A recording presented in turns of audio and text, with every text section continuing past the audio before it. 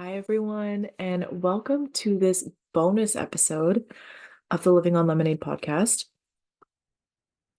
I got this idea not long ago, I would say a few days ago, and it's just been a matter of, okay, when am I going to make time to do this? And the other part is like, it feels a little vulnerable and scary. So, um, I just got to do it. Just jump off the cliff into the water and do the thing. I have felt pulled to kind of tune in to my own intuition and see what comes through for the September, like I guess the energy or kind of the vibe of September and how I feel about it. Now, a little bit of background as to I think how this kind of came about is I have this, oh, I don't have it. I meant to grab it before I recorded for anyone who's watching the video version, but I have a planner called the Soul Care Planner. And I love it. This is first full year I've used it, and I did pre-order for 2025. It's this beautiful planner. It has lots of stuff in it. And within that, it's got astrology stuff. It has like the moon phases. And so if you're not into the occult thing, there's more to it. But what I love about even just like astrology and moon phases is it gives me an opportunity to connect with cycles and nature and these ideas and the symbolism. And it helps me, it's one of my tools to kind of be curious and go deeper inside different themes and topics. And one of the things in the planner is at the beginning of each month, you can set kind of an intention. And I think I'm not going to say it word for word because I don't have it in front of me, but it's essentially like, what is your soul pulling you towards this month? And I always get quiet. I kind of lean in, like, what does my soul need for September? And that kind of sparked an idea of like, I could kind of lean into that with the intention of like more collective, like greater than just myself. And when I was kind of getting a little quiet and leaning in, the the first word that came to me was flow. And when I lean more into it, it's like, okay, well, like how? But like what does that mean to me? And when I kind of sometimes when I get ideas and I lean in, I get imagery in my mind's eye. So it'd be like your imagination essentially. If I were to say like imagine a rose, can you see a rose inside your mind's eye without seeing it in a physical space? So sometimes I get imagery or kind of movies in my mind and things kind of play out with ideas and I just kind of surrender into it and go with it. Um yeah, I know it's not it for everyone, but it's been something I've been leaning into over the last couple years, I would say. And when I really thought about like flow state and just like how does September feel to me and just like the essence of it, even from a nostalgic perspective. And the first thing I think about, especially seeing posts on Facebook, is like back to school. And it brings me back to those years of when I was in school and the kind of anticipation. Like it's sad to see summer leave, but there's just like a different energy to then switching gears towards the new school year. It's like there's there's a fresh start in there. It's not a new year, but like new school year, there's just like there's new energy to it. There's there's a new start. And those kind of feelings were coming to me, and I was just seeing like picking out my outfit for the first day of school and, walking with my friends to school and seeing all my classmates after the summer because, there's most of my classmates I wouldn't see unless they happen to live like right in my neighborhood. We bump into each other, we played together. Um, and I was kind of thinking like, how do those themes kind of play off each other? Because the first word that came to me was flow, like this flow state, and then seeing this new energy, new start to the school year for those who are in school or have kiddos in school.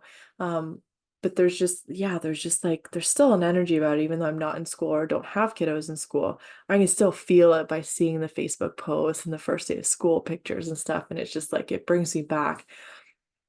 And what kind of came to me was when like the importance of staying grounded during those transitions when we're kind of pivoting or shifting into a new routine because it can be very dysregulating, very jarring with the changes, good and maybe not so helpful.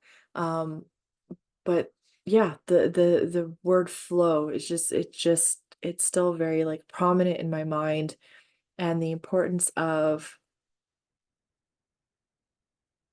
making shifts, pivots easier on yourself through flow. How can you make the shift back into school or whatever? Maybe there's a different routine. Maybe there's some newness in your life that is not school routine, but has like that similar energy this time of year. Also, it's we're getting into towards fall.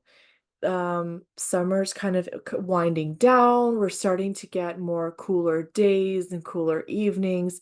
There's a shift happening, right? Things are kind of winding down in some ways and maybe winding up a little bit in others. But how can we connect back and stay grounded and create a flow state through this time so it's just an easier transition? And what kind of comes to me is, like I just said, being grounded, I think, is essential to that because then we can stay present in the moment, we can stay in our bodies, and having the awareness of what our kind of soul care practices are and our soul care tool belt, and making them a priority. Because it's funny how when we are in these states where things feel chaotic or we're having to shift, a lot of those tools are the first things to go by the wayside, especially like if we just haven't really embodied and implemented them and made them a priority and like second nature.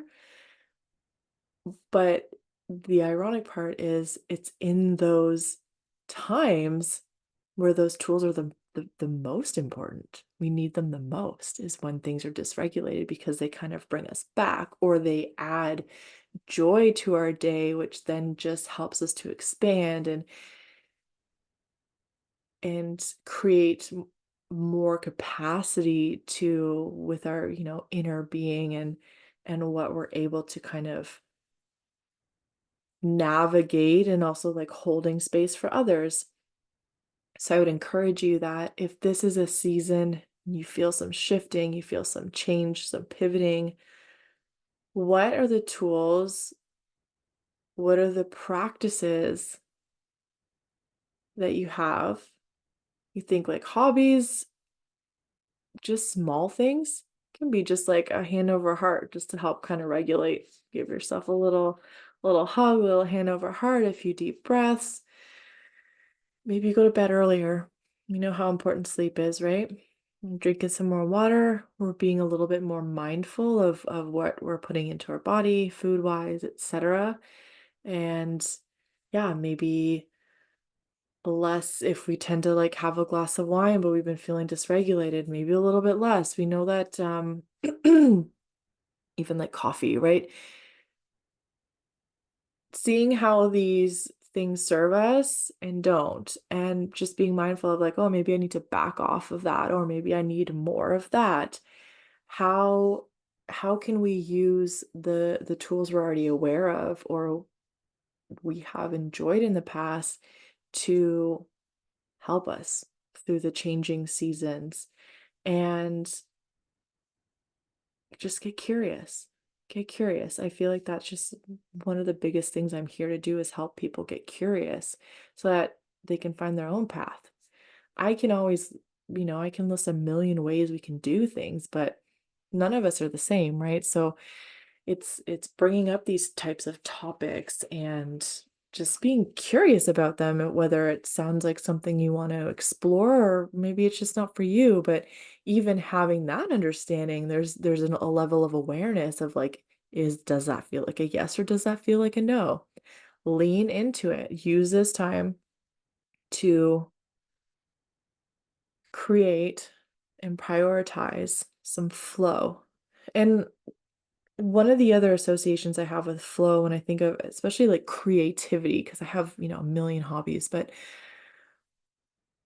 making time for those creative things, whether I'm sewing a little bit, whether I'm bringing, some knitting to work and I'm knitting kind of in between some stuff while I'm listening, however I want to create. Maybe I'm just enjoying a book before bed, but I'm creating this space in time in the present moment where I can be mindful. I'm like creating something. And it doesn't literally have to be like a craft, but like I'm creating an atmosphere in bed and I'm all cozy and I've got the lamp on and I've got my book and I'm creating this bedtime routine. What can you create for yourself that will help give you more ease and flow to navigate your day? Do you need to create a morning routine so that you don't feel like your day starts in a reactive way, that you have ease and just quiet and you can kind of lean into the day? Could you get up 15 minutes earlier? Say, if you've got small kids, can you get up a little bit earlier than them so you can give yourself that time to set yourself up for the day with flow and ease? What does that look like for you? Now, I set the intention of what's kind of a theme, what's some wisdom we can use. Now, if you're watching the video, you can see this card, but I was shuffling and this card fell out. It's called the Ripple Effect. It's from the Healing Waters Oracle deck by Rebecca Campbell.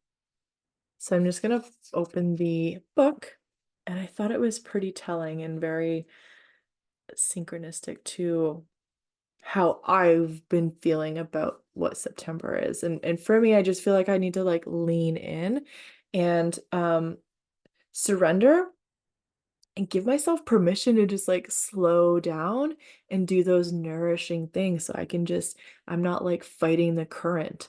I can just go with the flow. Now, the ripple effect, this is what the message is from the book. So not my words.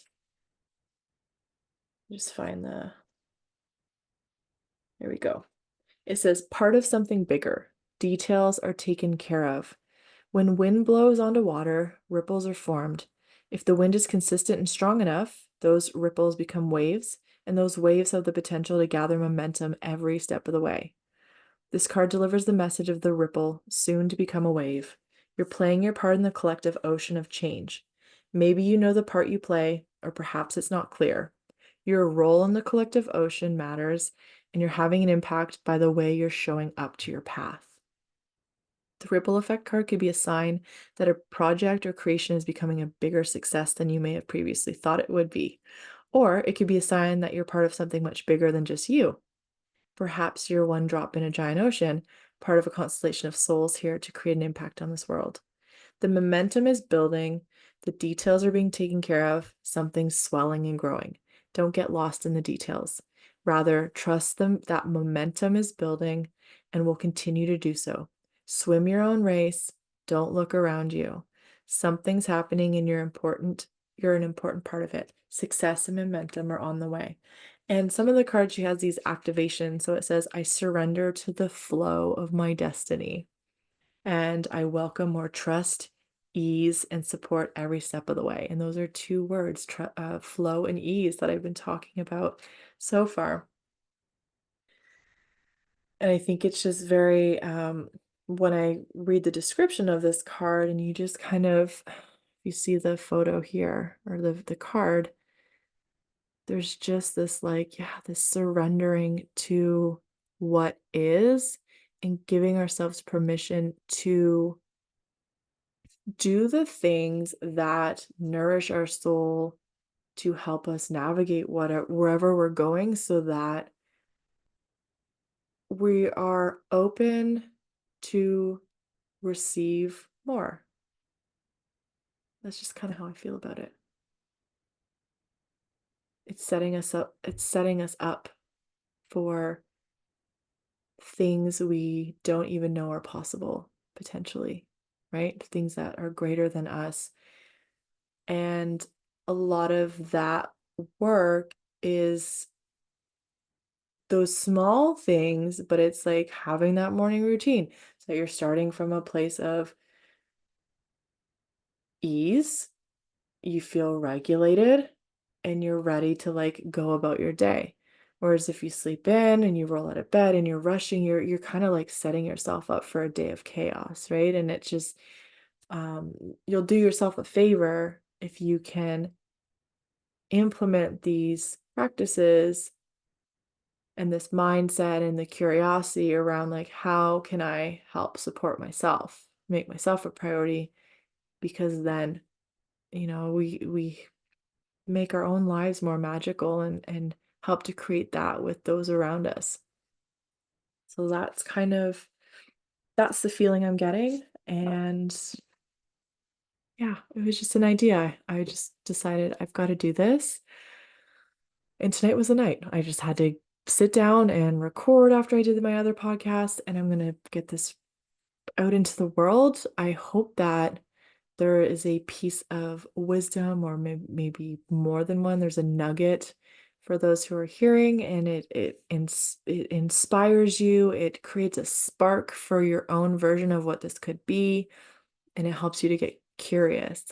And if you do watch this or listen to this and you do get some ideas, feel free to send me a message either on social media, on Instagram, or inside the Living on Lemonade group. Send me a message on socials. I would love to hear how this episode has inspired you.